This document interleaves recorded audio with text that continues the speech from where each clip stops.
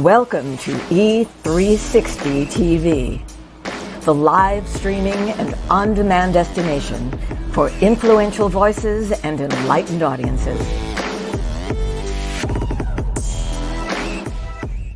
We offer trending, grassroots, and purpose-driven content across a diverse range of interests. E360 TV is more than just watching programs. We offer the ability to interact with live shows connecting audiences to real, authentic influencers and storytellers while streaming to millions of devices.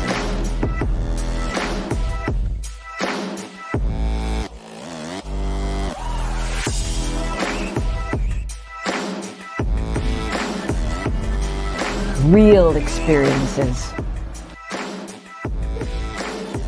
Raw conversations. One destination for it all. E360 TV.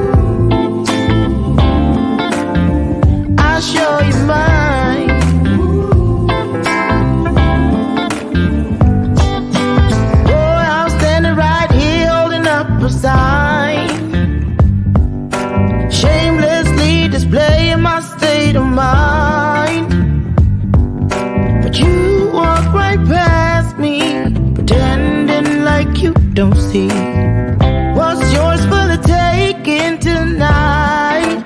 Ooh, show me your soul, baby. I'll show you mine. Show me your soul. Can't you see it's way past time? How explicit do I have to be? I mean, I spell it out before you get it, baby. Show me your soul, and honey, I'll show you. I'll show you.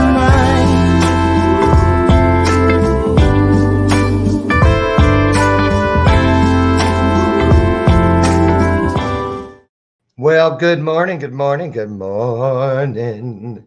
Oh, I'm going to turn that ticker thing off. You see, that's new. I'll try. It's, well, yeah, I thought I'd try it. But you know what? I don't like it getting in the way of Bathrobe Moments down there. Pay too much for that. So anyway, good morning, everybody. How are you? How are you? You see the flags up in the corner. So you know what that means. I've got yet another veteran. You know what? My niece, I think she put something in her. She owns this company called Sense. My niece Cynthia out in California. And I keep this here on my desk. And it seems like when I use it before I go to the health club in the morning, I come back and it's time for the show and I'm ashier than I was when I woke up this morning. I've got you, Cynthia. I know what you're doing. Something sucking all the, you know, the older you get, you really do have to moisturize. I'm not kidding. I am not kidding you.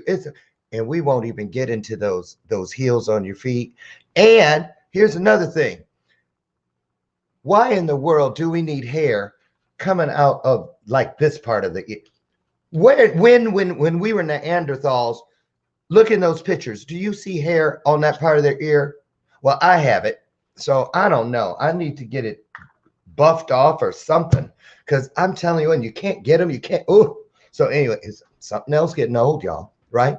But so what? Older is better. I treat myself like a bottle of wine or a good leather coat. The older it gets, the better it gets. Can I get an amen? Where's my bell of purpose? There it is. There's the bell of purpose, you guys, hiding out behind my coffee. When you hear that bell here, you know what it means. It's your opportunity to be a part of something greater than yourself.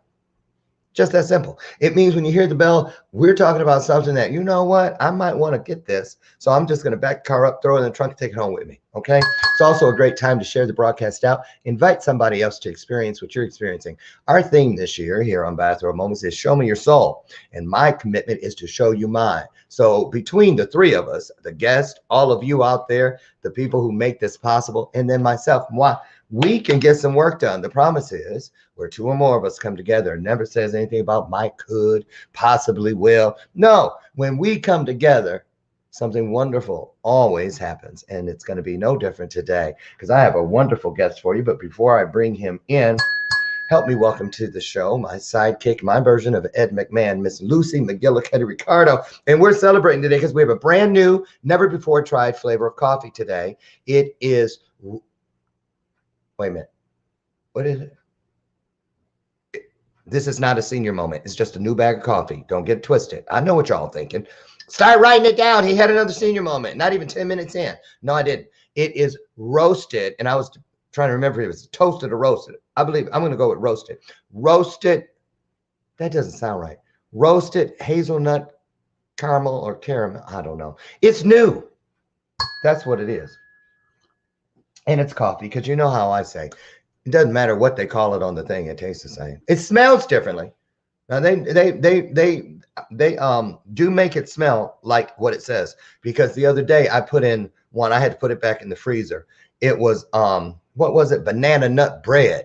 And it smelled just like banana nut bread. I came in from outside. I was like, is Brian Bacon? He only makes salads and water. That's what he does. He'll get you a bottle of water and he'll make up a good salad. But that's about it. So if you're ever here at this house or he's at your house, don't ask him to cook. Just saying. That's me. So I'm so excited and I just can't hide it because today is the 17th day. Oh, you better wear something green if you don't want to get pinched. Today is literally St. Patrick's Day. So let me show you some of my Irish. I speak Irish.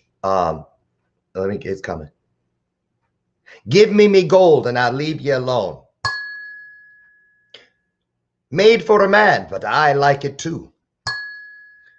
Oh, look at me Lucky Charms. And that's it. That's the extent of my Irish. So happy St. Patrick's Day to all of you. Better wear green. Remember that when we were in grade school? If you didn't wear green, I used to look at people. Got on green, got on green. I'll pinch the water out of your eyes. So if you get a chance, you know, it could be kind of exciting today, but how can you pinch from social distancing? So anyway, happy St. Patrick's Day. We had our cheat meal. We have one every week because we're on 2 shakes a day and a salad or an omelet at night. Getting, you know, ready for summer and stuff. And I was trying to think, what do we have? Oh, corned beef and cabbage. We had it. And it was really great. I got it. If anybody wants a recipe for a really crispy, crusty, topped, done in the slow cooker, 9 hours it took. The, what is that stuff called? You have it with cabbage, corned beef. It was excellent and made great sandwiches the next day on marble rye. So again, happy St. Patrick's Day. Today I have Rob with us. Rob BOWEN, and he's a U.S. Navy veteran. Thank you for your sacrifice. And he is also, well, he's a lot of things, but he was a Navy veteran who served for 8 years in the Navy, a graduate of Lafayette College and the George Washington University, where he majored in finance and investments. Oh, investments, huh? Oh, okay. Yeah, Rob rich, y'all. You don't put that on paper if you ain't successful. I'm just saying. So y'all better hit him up when he gets in here. He's married to the lovely and wonderful Nancy, and they have 4 beautiful children. Justina, she's 28. Chase, I always loved that name. Ever since Falcon Crest, I wanted my name to be Chase. I figured if I had a soap opera, what would your soap opera name be? Put it in the comments. Mine would be either, I liked Ridge. The name. I didn't like Ridge, the Ridge Forrester Ridge. His legs were too skinny, looked like a chicken. Thorn, remember his brother Thorn? That was a cool name. But anyway, love Chase. He's got Camille, age 24. I've never met a Camille I didn't love. And that's the truth. You meet a Camille, better get to know her. And then Dean, the baby, at 21. Okay, two C's in the middle, a J and a D on each end. I wonder if that's some kind of code that we could crack to get some investment information. Figure it out. Sharon McQueen, get on that. Okay, so in addition to Victory Hill, which is, I believe that's its insurance thing. Shake your head. I can see you in that green room. It's not. Victory Hill is separate from your insurance. Oh, he got more jobs than I was going to say Jamaican, but I don't want to get hate mail. Well, I'm just kidding. I mean, that's in my bloodline. We have a lot of jobs. He runs this is my favorite part, you guys. This is my favorite part. He runs Suits for Soldiers. It's a program. And boxes for soldiers. Do you know Nick Valentine? Combat boxes? Oh, I got to connect you to. These are programs to support our active duty and retired veterans. He currently lives in Milford, Pennsylvania, and owns Patriotic Insurance Group. See, I told you, he rich. He got too many dang jobs, and he knows how to invest that money, right? So let's get him in here, you guys. You know how we do it. Put your hearts into it. Put your hearts on the screen. Share out the broadcast, and welcome in true bathrobe moment fashion our guest today, my friend and yours, Mr. Rob Bowen. Guess what? Here he comes.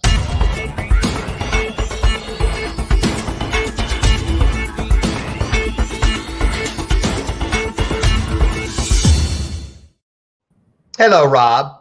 Good morning, Lauren. How are you? I'm awesome. How are you? I'm spectacular. It's a beautiful Wednesday morning.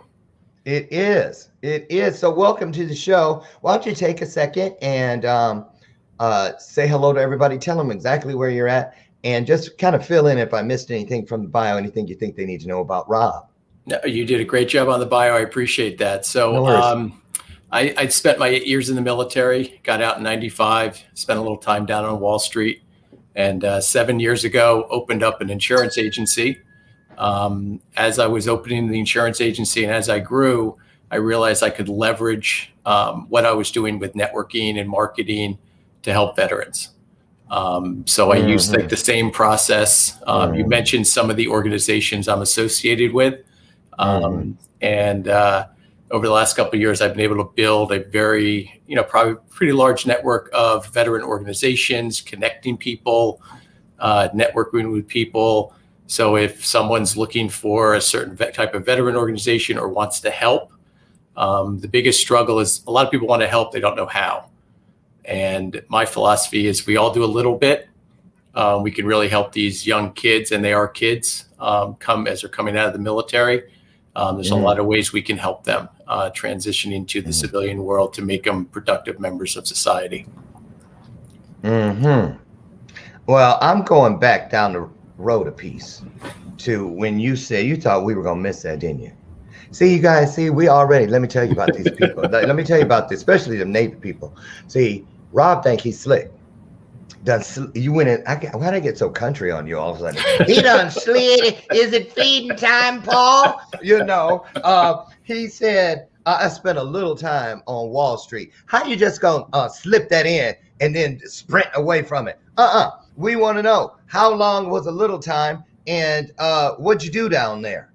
I spent about 13 years down on Wall Street. When I got out of the military, I worked for Bank of New York for a couple of years, and then worked for Standard & Poor's for about 8 years, and did that wonderful commute to Manhattan. And after 13 years, I wanted to try something different. 13 years you were down there? Yep. That doesn't sound like a little time to me. See, he don't want us all calling it for inside information or whatever it's called. I don't want none of that. I'm not trying to be Martha Stewart. I'm not. I mean, I wouldn't mind I can sew up a pretty good poncho myself, but I don't want what goes with it. So let me ask you, are you a good trade? You know that stuff, that stocks and all that, I will say I know enough to be dangerous. I would not take any of my stock advice. Oh, I thought you meant dangerous. Yeah. Well, no, not that I'm way going to tear either. Wall Street up. I'm going in there and get me some money. So, okay, one last thing. Yay or nay? Bitcoin? My view is nay. Me too. And the only reason is because it's brand new. It has wild swings. The issue with a lot of securities is the actual liquidity of that security and the markets that are available to buy and sell it. And I'm not a big fan of trying something new or something that, you can't guarantee a return. to say, okay, I guarantee you 25% return, there's a problem there, because that's impossible. So. And did you hear this? I listen to NPR radio and BBC World Service a lot, and it was we were talking about all this money. I can't do this turtleneck thing. I got to switch to plunging neckline there, because I'm telling you what, when I start talking about making money and stuff like that, it can be a bit overheating for me. Did you hear that story about the guy? Okay, that's too much neckline there. About the guy who, I think he was in the UK. He had, I think, like 5 Bitcoins on a hard drive from way back at the beginning, and threw the computer away. Mm-hmm. And BBC, or whoever it was actually NPR, whoever it was doing the story, was with him at the landfill. They had tracked it to the landfill, and they were digging for it and found it, and got on there and found the 5 coins or whatever, and they were worth like $3 million or something. Wow. Right, which is why they went to all that. But it was so interesting about there's like 29 letters in a code for your account and all this, and he had to find that. But he knew if he found it, he'd be instantly a millionaire. And I don't know how they traced it to a landfill. And how do you dig all those years ago? I don't know. I don't know if that was a setup or what, but it was a great story. I listened to it from the rooter to the tutor, from the beginning to the end. Very interesting. So let's talk about some of these wonderful things you do. Where do you want to start? Well, you know why you're here. We're going to talk about this. Let's start there. I'm choosing. Sorry. Yeah, that's fine. It's my universe. You're visiting. I'm kidding. 100%. I agree with you. I'm kidding. Don't listen. I want to show everybody. Hold on, you guys. That's going to be up here. So let's talk about this. I love this. Suits for soldiers. Go ahead. Give us the backstory, if you could, when it started, why it started, how it started, and how many people have you serviced so far? Wow, those are all great questions. So about 5 years ago, I started collecting suits for veterans, and very quickly realized that the distribution side was a problem. I was collecting suits. I was mailing them to McGuire Air Force Base down in Central Jersey, where they do the transition assistance program as people get out of the military. And I was very fortunate on LinkedIn. I met a gentleman named Scott Sokolowski, who runs an organization called Save a Suit. And what they do is they do tailoring, they do job fairs, they do a lot of things around the suit. So the suit and the interview clothes for both men and women, I like to make sure that's clear, become kind of the linchpin to get into other services that we can offer the veterans. So I collect suits in my office. People bring them in, and whether they get, I joke, they shrink in the closet or the dry cleaner shrinks them.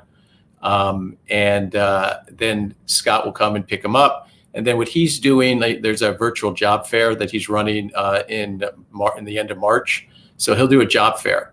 And at those job fairs, they can also provide other services to the veterans. Maybe you help them with LinkedIn, or maybe help them with a resume.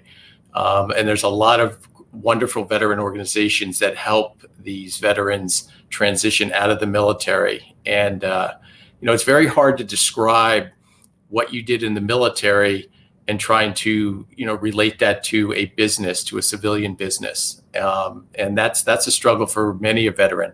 If you're talking with another veteran, they can kind of get it, but the average person's not going to understand it. And it's not meant as an arrogant statement. It's just more of a struggle they go through. So what Suits does is it at least gives them their first suit. When I got out of the military, I joke about this, but I had play clothes and I had my military uniform. And I was told what to wear every day. On the plan of the day, and every base in the world, it says, this is what you will wear today.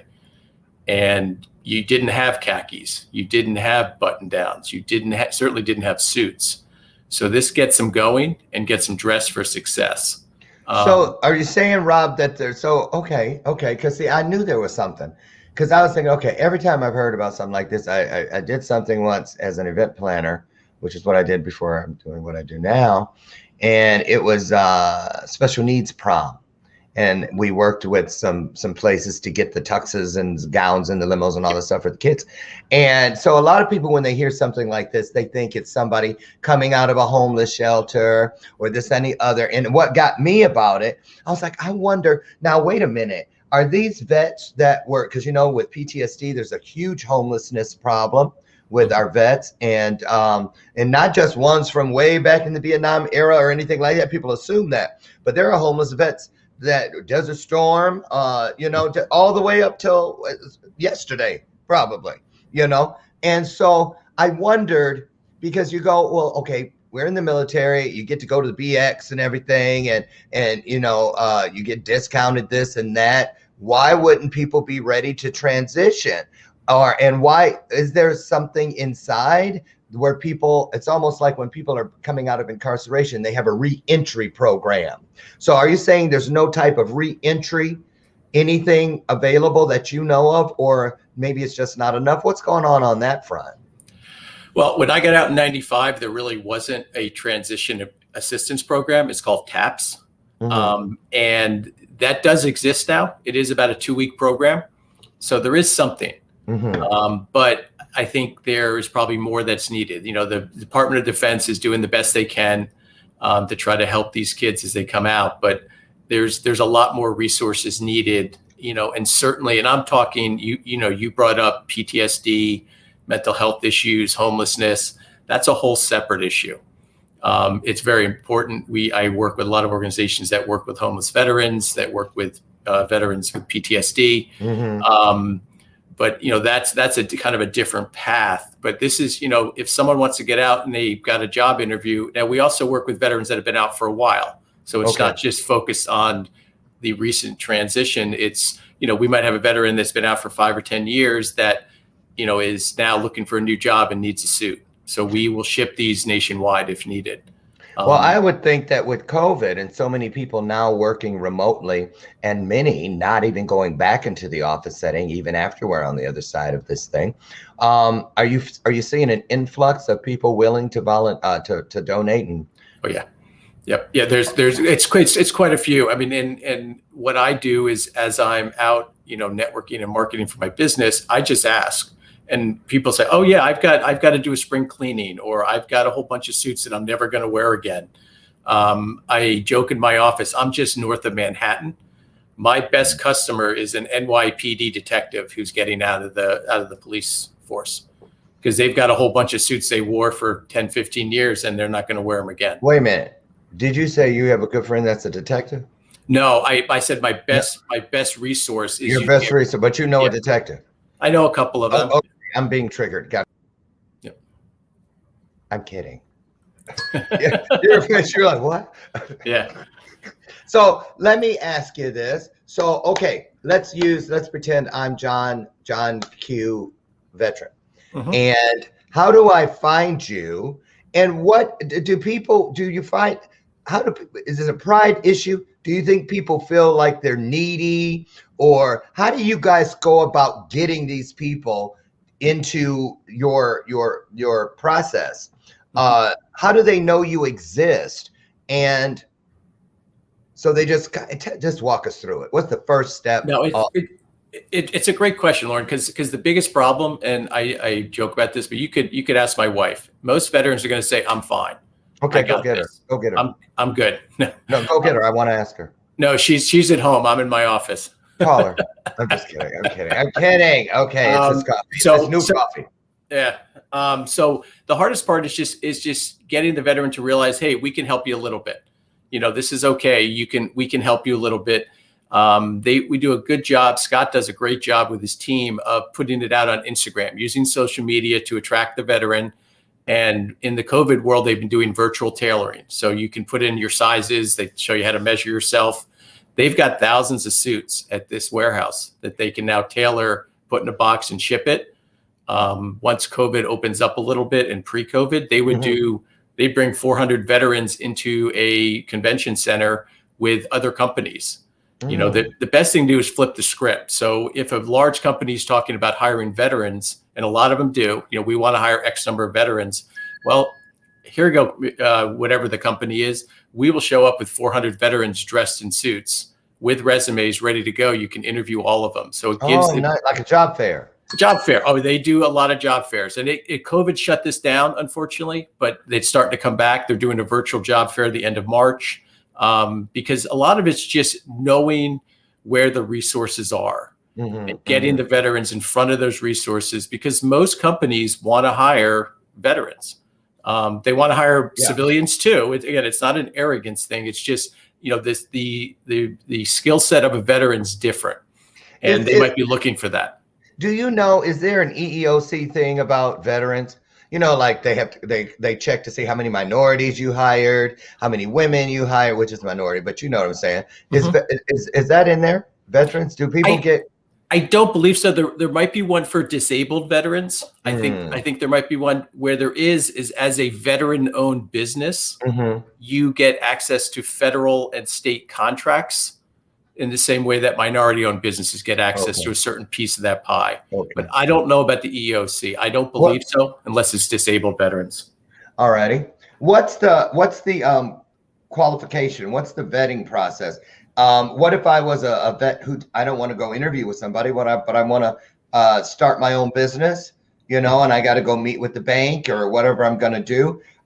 Who qualifies? Does anyone who walks in and says, here's my DD-214, here's my military ID, I need a suit. Do they have to explain what it's for? What if they want to go to their mama's funeral or something and just don't have a suit?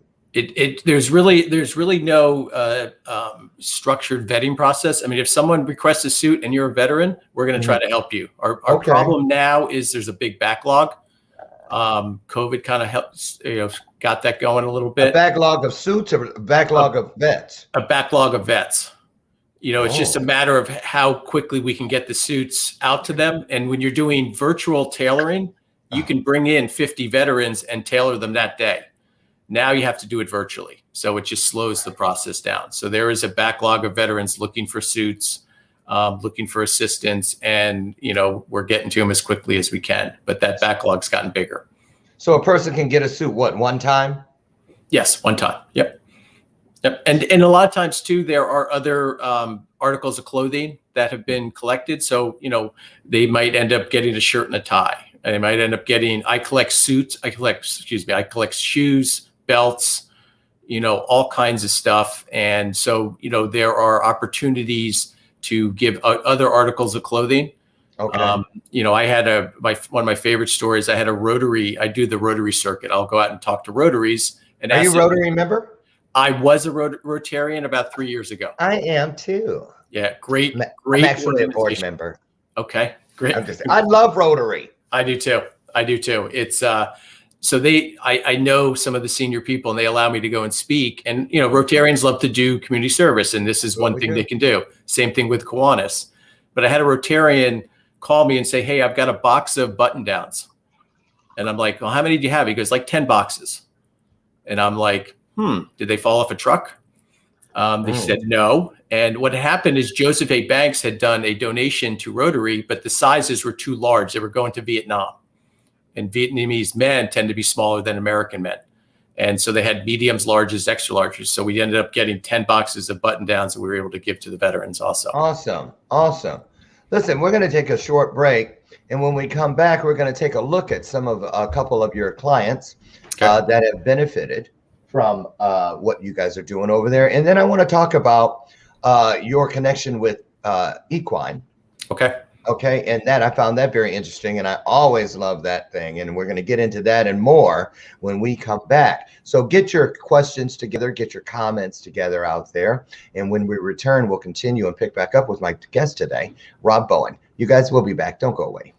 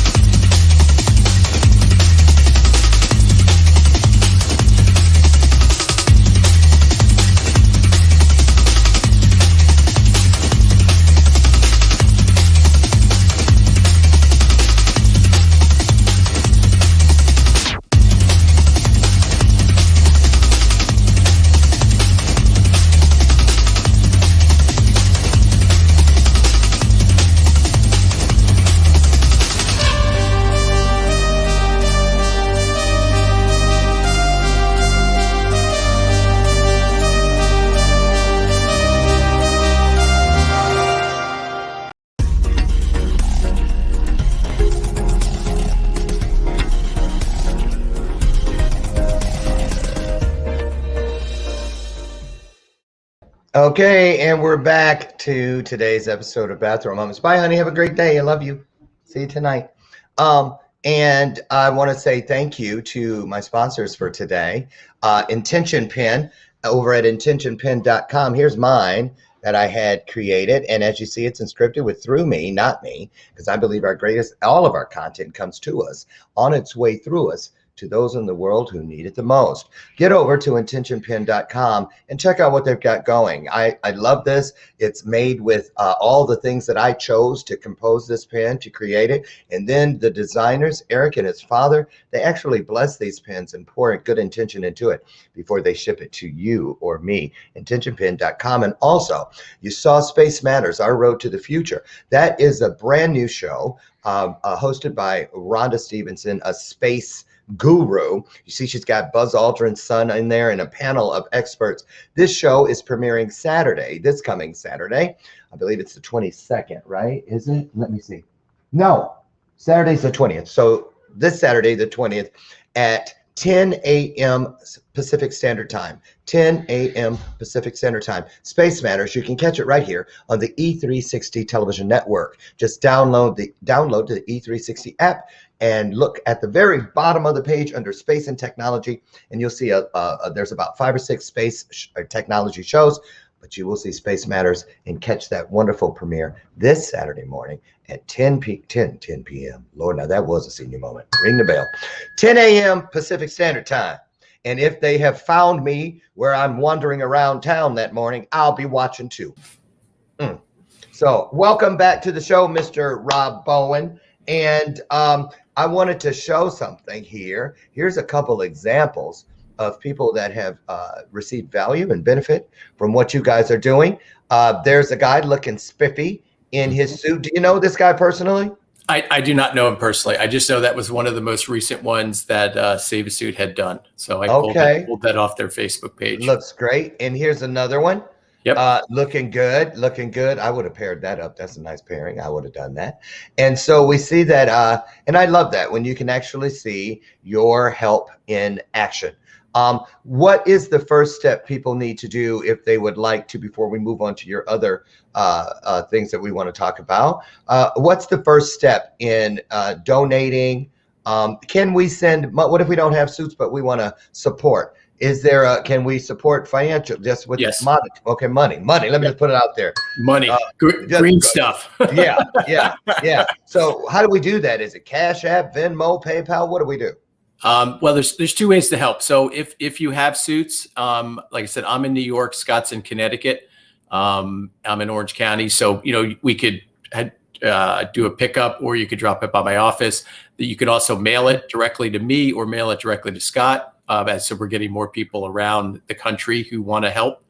And the donation on saveasuit.org, there's a donate button. It costs us $40 per suit to ship it out. So that's the processing, that's getting the tailoring done, that's putting it in a box and shipping it to a veteran. And that's where our backlog is right now. So if there are people that want to just donate, that's the easy way. So $40 per veteran. Pick the amount of money you want, and we've had quite a few donations. We're getting a lot more coming in, and that just helps. I mean, this is a bootstrap organization. Expenses are kept very low. It's a not-for-profit. It's a 501c3. Not me, but Save a Suit is. And so any donations, they go right to the veterans, and we're able to ship out, suits as quickly as we can. So you guys have plenty of suits. Oh yeah, plenty of suits and plenty of veterans. We just got to connect them. Right. And so is it an issue? Is there an issue right now with the funds to ship? That's expensive because suits are heavy. Mm-hmm. They weigh. So, and I'm assuming not everybody separates. Well, I guess they would separate stateside. Yeah.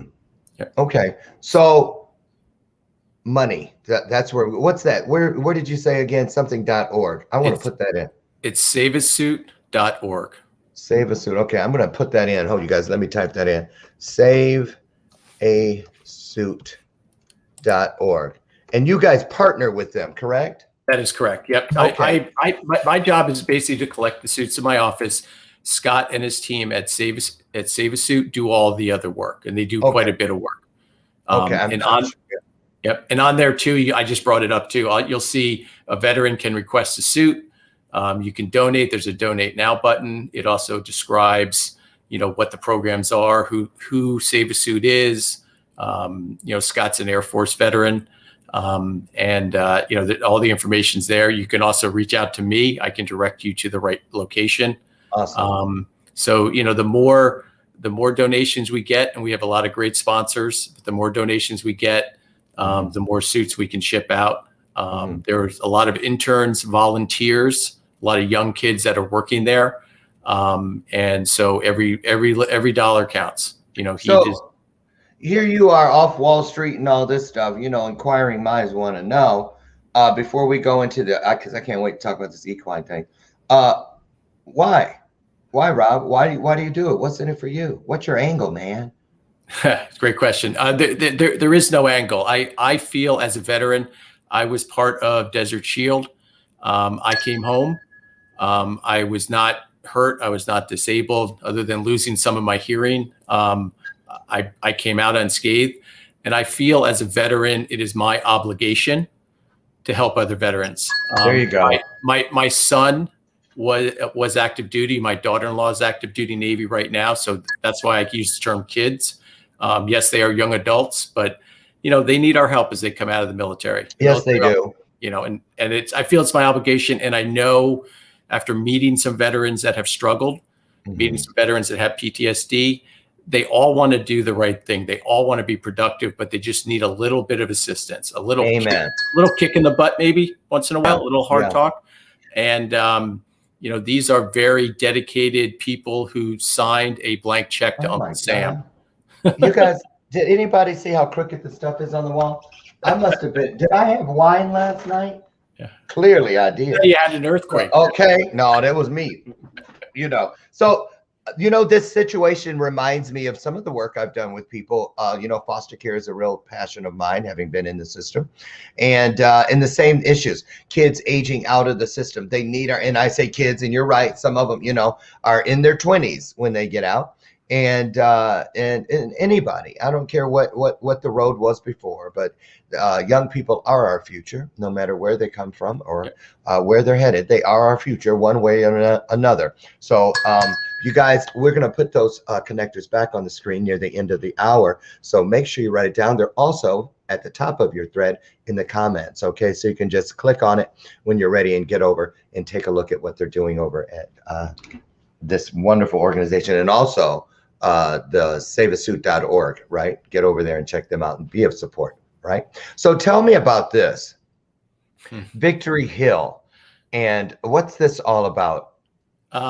In March, when COVID hit, a woman named Lori Bryceland, who owns this farm and owns the horses you see here, she decided she wanted to open up an equine therapy center at her farm.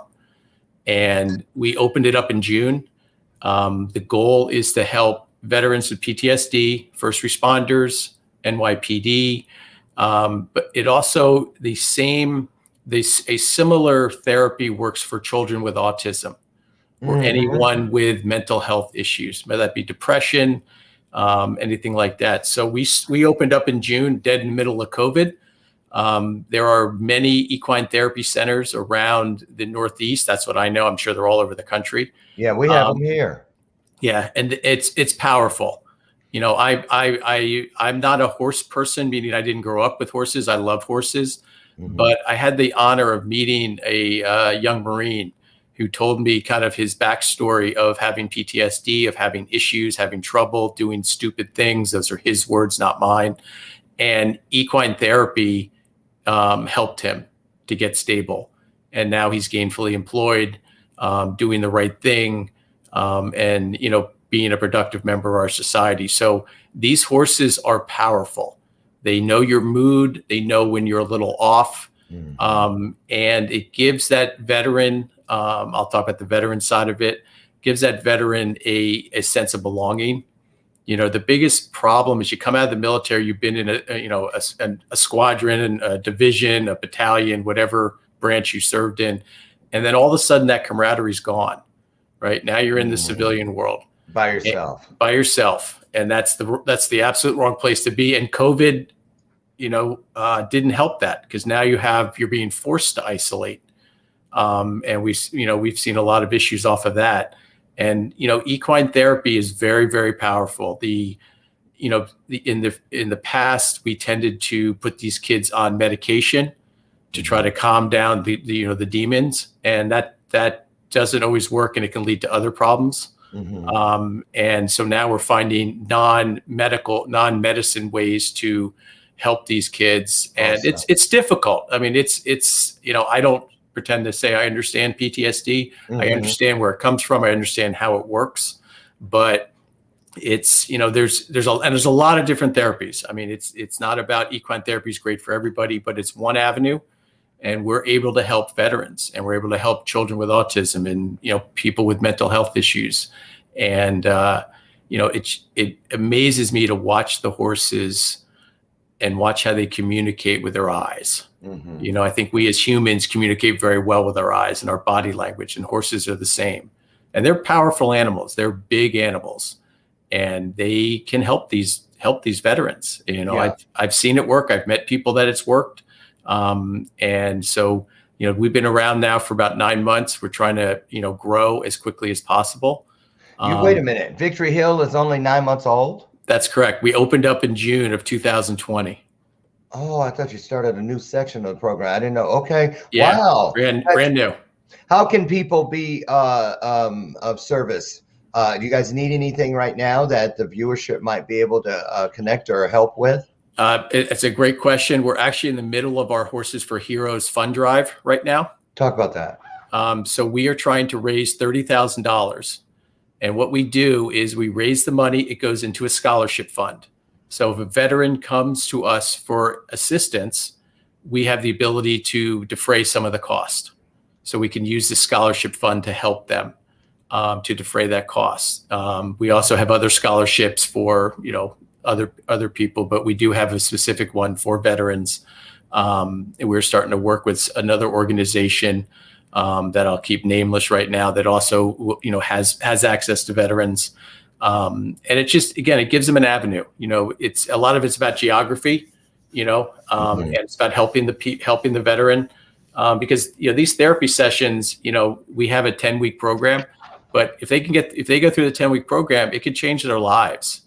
And the other thing that people, I don't think, realize, and I'll say this, and I mean this, the hardest job in the military is being a spouse or a child of an active duty military member. You can say that again. So I kudos out to my family. My kids were not born at this point, but kudos to my wife for doing that, because I'm out doing what I love. I'm out doing what I trained to do. She's at home waiting, not knowing what's going on. That's why I say to people all the time, when you see a veteran, you automatically hit that, that autopilot response. Thank you for your service. But it's really thanking veterans, of course, for their service, but also for their sacrifice, because there's so much sacrifice involved with. I mean, I know women who Annette Wittenberger, a major, I think she was a major, lieutenant colonel, something like that in the Army. 2 little ones, and she's tucking them in via the internet whenever she can, and missing first steps and a tooth coming out, and all those things that you never can go back and get back. So our veterans, they sacrifice so much to keep all of us safe and protected. And I just don't ever want us to take that for granted. We should never take our freedoms for granted. So great. But the beauty of the equine therapy is that it, whatever spouse was active duty, if we can make that spouse a better spouse, make that spouse a better person with equine therapy, we've helped the family, either directly or indirectly. Well, how do people know they need it? Well, that's the hard part. So a lot of it might come through the VA, and the VA has its own method of dealing with PTSD. It could be someone standing up, but again, what I said in the beginning, Lauren, the struggle is getting a veteran to say he has a problem, he or she has a problem. I know, that's what I was hinting at. Yeah, it's a huge, and I'm the same way. I mean, I'm fine, I'm good. That's just the way. That's just it wasn't like that was trained into our brain, and that's not what we were taught in the military. But that's just the way I feel. And so the hard part now, and we are shining the light on it. And it doesn't mean you're weak. It doesn't mean you're not a good person. It just means you maybe did something that most normal kids don't do. I mean, drop a 19-year-old into Fallujah. That's a very eye-opening experience, right? Or drop them anywhere just to serve this country. Just our training is dangerous. And now, you take these young kids and you drop them into these situations, and they're seeing things that are not normal. It's a different world, and those can leave scars. And it's okay to say you have a problem now. And I've been preaching this because I think it's important. I mean, I'm somewhat of a hypocrite, honestly, because I still say I'm fine. But what do you mean? What do you mean by that? Well, I mean, there's times where, if I'm upset or something's going on, I'm like, I got this. I can handle this. I don't have. But you didn't think you came out with any PTSD? No, I don't have any PTSD. So it's not this. I don't have the severity of some of this stuff. What did you come out with? Anything? I came out with a wonderful experience, and I loved every minute of it. I mean, I lost the bottom part of my hearing from being on a flight deck of an aircraft carrier. Okay. So were you ever deployed? Oh yeah. I was deployed for Desert Shield. Okay. Yeah, you did say that. So why do you think some people experience PTSD and others don't from being in the same situation? What do you have anything to say about that? That is the $1 million question, Lauren. Some people, it goes back to probably your genes, your upbringing, your environment. Some people are fine with it. Some people can handle it, and some people can't. So it's not what we're trying to say is it's not a sign of weakness. It's not that you're weaker than the person that is okay coming out of it. Something clicked, something went wrong, something in your brain. I mean, if we could figure that out, we could have a solution to it. Right. And people see things that they cannot unsee. That's the biggest, and that's the problem is it just runs as it's like a reel just keeps running in their head. Yeah. And how do you get that to stop or slow down? That's the hard. I mean, I'm not a mental health expert, but from limited knowledge I have, it's that continual running in your head. Right. And if you can get that to slow down, now the person can, calm down a little bit, have a conversation. Sometimes it's about opening up about the experience. They've never opened up about it. They just keep it inside. Yeah, you have to share it. And, equine therapy and a lot of the other therapies that are out there that don't use medicine can get that person to open up and get that person to feel good. Well, speaking of opening up, so, with the Suits program and the equine program, do you have any one-on-one contact ever with these vets, or are you pretty much in the logistical side of things? I do have contact with them at points, not a lot of contact. I'm in some other organizations where I do get some more direct contact with veterans.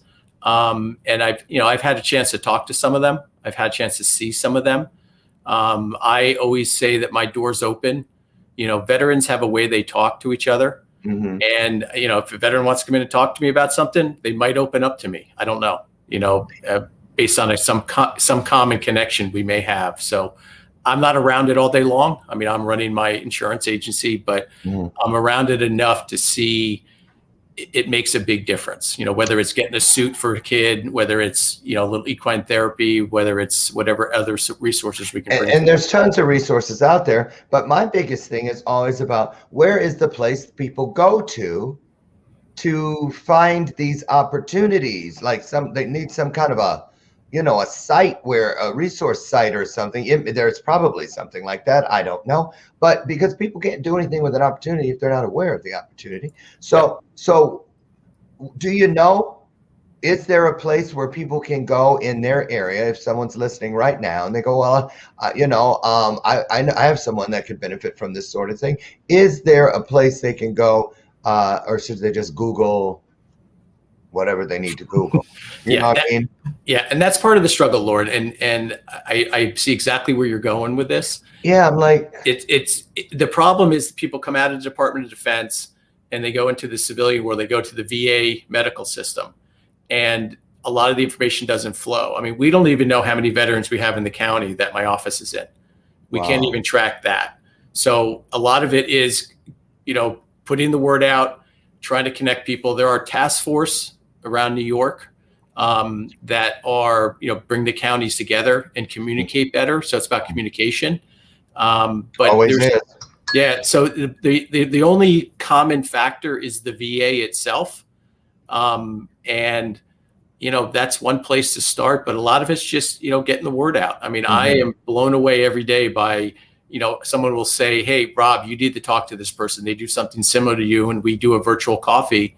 And now I have access to someone that I didn't have access to. Absolutely. Absolutely. We've got about,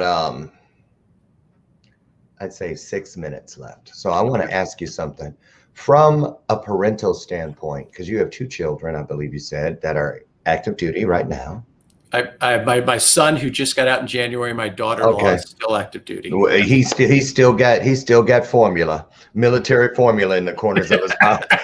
He's not been weaned off the military teat. So that is correct. Right. Anything there with your son that's separated? How did he come out? And speak to the parents out there, because they hear so many different things. I don't want you going. This is a horrible time, and blah blah blah. And everybody's coming back with alcoholism and drugs and this and the other, and addictions and PTSD. But then there are people like you and I who have nothing but glowing reports, and there's many stories like that. But who wants to interview somebody that always has rainbows and unicorns behind something? But we need to talk about that as much as we do the other. Yes, we do. For no other reason, balance. So talk about, did you start preparing your kids? Were there any conversations that you had with them before, during, and with your son, in your son's case, after? What did you ever worry that your kids might come out with some of this bathtub ring? You know what I mean? Yeah. It's a great question. And I never did, I never felt scared for my son. I never felt nervous. I had a very eye-opening moment with my wife one time. My son, we knew, was off the coast of a country that doesn't like us. I'll leave it at that, just for what we call Operation Security. And my wife was nervous. There was a lot of bantering going on. There was a lot of talk, a lot of national news, everyone's, all those saber rattling. And I was like, well, he's in the Navy. He's on the largest warship in the world, surrounded by other ships. I know what he's around. I feel safe. And my wife said to me, but that's my little boy. And it still sends chills down my spine. And her perspective's different than mine. And so I guess for the parents, yes, you are sending your child into the military. But as you said, on the balance, most of, a great majority of these kids are going to learn a trade. They're going to learn discipline. I mean, I'll speak for myself. I didn't know what I wanted to do. I joined the military. I got a little direction. I had a lot of fun. I really had a lot of fun. I mean, I'm sure when I was in it, there was times where I'm like, oh, what the hell? Right. What am I doing here? But looking back 30 years ago, I loved every minute of it. I mean, I was 25, 26 years old with, flying off an aircraft carrier in the Persian Gulf. I mean, that's pretty cool. That's a lot of fun.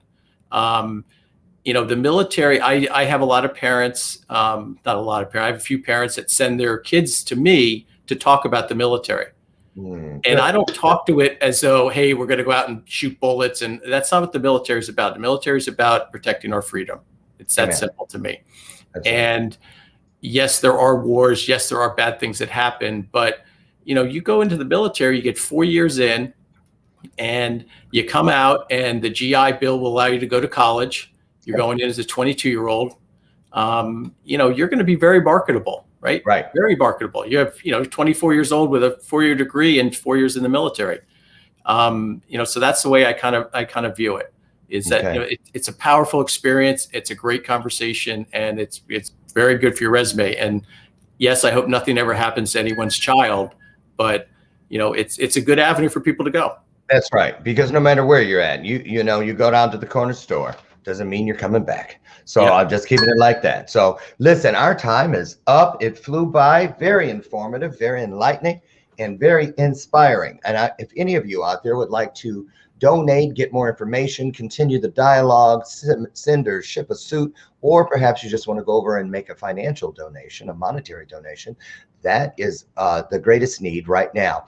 On your screen, you'll see Hudson Valley Suits for Soldiers. It's also in your comment section, so go in and check that out. Here again is Rob Bowen's personal Facebook connector, rob.bowen.733, if you just want to talk and ask more questions or just support what he's doing. And then finally, saveasuit.org. Get over and take a look at what they're doing.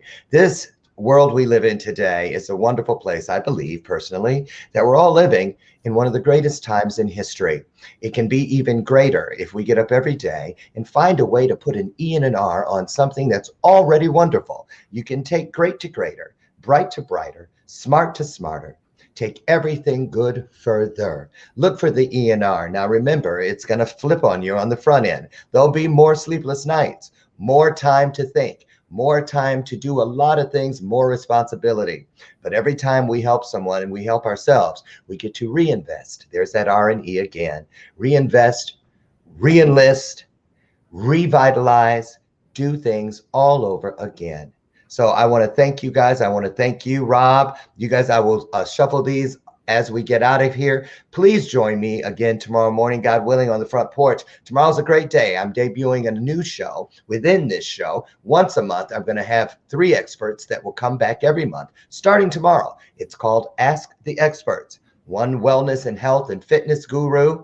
We also have a light worker, all things mystical. You've known her. She's been here before, the Oracle. And we also have a social media expert who's going to be here every month, all 3 of them, to answer your questions, have the conversation with you, especially the social media thing.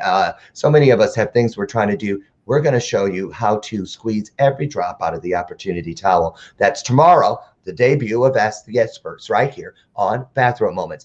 Again, Rob, it's been a pleasure. If you ever want us to help or be of service in any way, raising some funds, getting something out there, Bathrobe Moments, it's got your back. Call us, send a raven, whatever you need to do, but we will do whatever we can to help support. I love what you're doing, and I believe in what you're doing. So any final thoughts?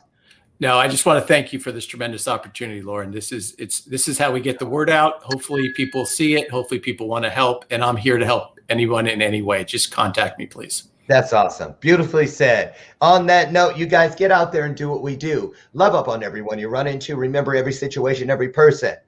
All you have to do to change this world. It is a modern stone soup story. Bring whatever you have to the table. Just never forget who built the table, right? Get out there and love up on people. Leave every person in every situation a tad bit better. And there's that E and the R again. Better than the way you found it. I guarantee you one day, you'll be glad you did. See you tomorrow morning for our next episode of Bathrobe Moments. Have a great day, everyone. Bye-bye now. Thanks, Lauren.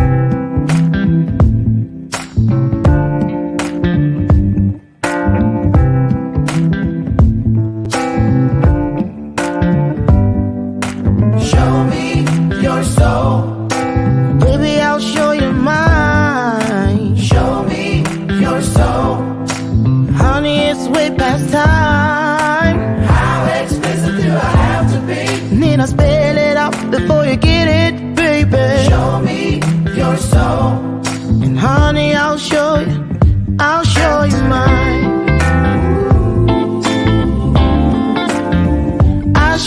mine.